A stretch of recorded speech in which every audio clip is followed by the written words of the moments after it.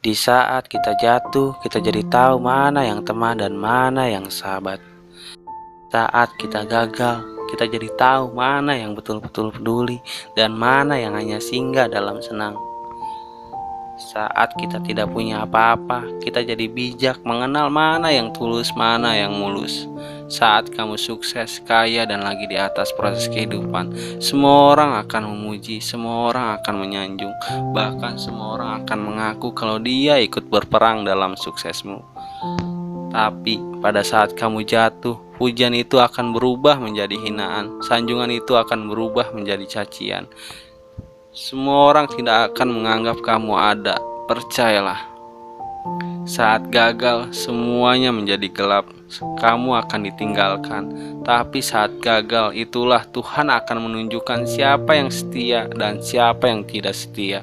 Kawan, saat-saat gagal itulah pilihan kita cuma ada dua: meratapi kegagalan dan membiarkan semuanya menjadi kalah, atau kamu bangkit dan menjadikan kegagalan itu sebagai acuan untuk bangkit dan terus bangkit.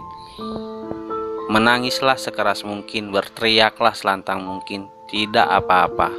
Tidak ada manusia yang hebat di dunia ini yang tidak pernah menangis berteriak karena gagal.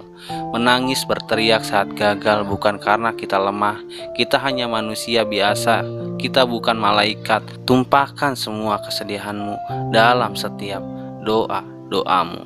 Berdoalah, jangan meminta supaya semua masalah menjadi ringan, tetapi berdoalah dan mintalah agar pundak kita kuat untuk memikul semua masalah kita hadapi.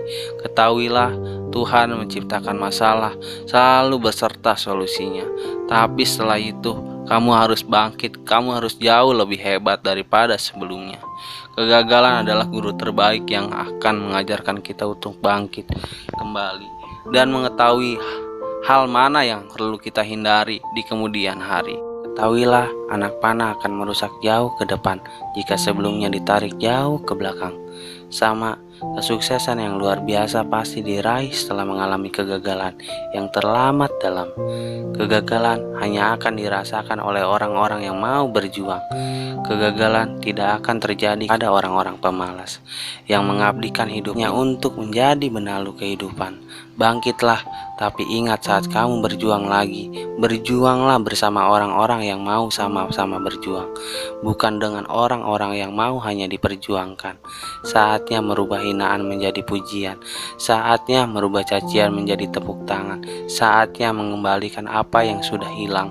Insya Allah kamu, kita pasti bisa. Pada saat sukses itu datang, datangi semua orang-orang yang menghinamu.